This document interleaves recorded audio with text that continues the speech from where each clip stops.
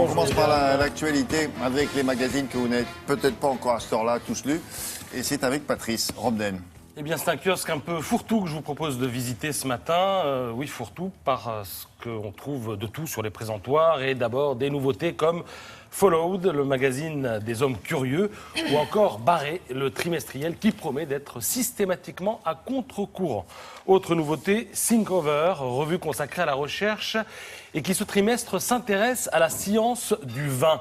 Sans surprise, c'est en France que l'on consomme le plus de 44 litres par personne et par an, devant la Slovénie, 43 litres, ça alors. La Croatie, la Macédoine et le Portugal. Oui, c'est la France, à condition tout de même de laisser de côté un pays considéré comme hors catégorie. Alors, lequel? Un pays qui consomme plus de vin que la France, la Chine. En tout cas par an et par habitant. Non. J'ai bien dit qui consomme et pas forcément qui boit. Qui consomme 73 litres par an. Un tout petit pays. Niché au cœur de Rome. Le Vatican. Et oui. Pourquoi le vin de Metz? Mais oui, le vin de Metz, mais oui, c'est l'une des explications, mais pas seulement.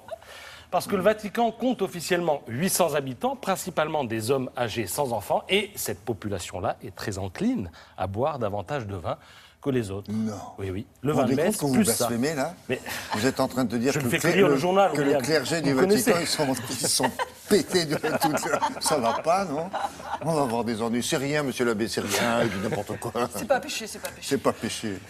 Alors, en marge de ces nouveautés, quelques valeurs sûres, comme le magazine littéraire, ça, qui c'est se demande incroyable. si les écrivains sont tous pervers, Ouais.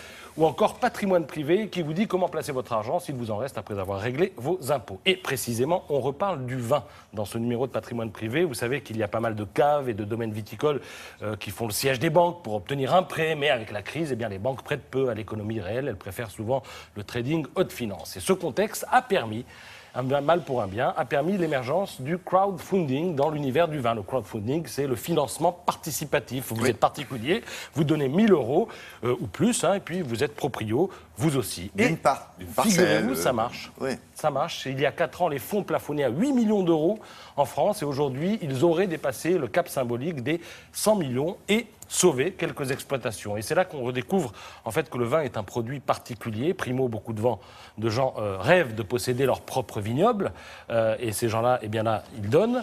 Secondo, le vin est souvent associé à une région et si vous aimez cette région, eh bien là encore, vous donnez. Et puis tertio, le vin, c'est l'amitié, c'est le partage. Donc, à la limite, les gens donnent, même s'ils savent qu'ils ne vont pas forcément avoir un bénéfice derrière. Vous direz ça dans le patrimoine privé. Ça dépend du vin. C'est parfois un bon investissement. Ça peut être un bon investissement. peut. Mais au pire, on boit quelques bonnes bouteilles.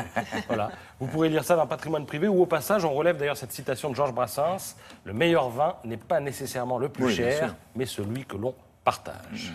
Voilà, pour finir, un petit plaisir puisé dans le magazine Les timbrés de l'orthographe. Pour tous ceux qui ont parfois un petit problème avec l'orthographe, il existe un livre qui vient de sortir et qui fait un tabac.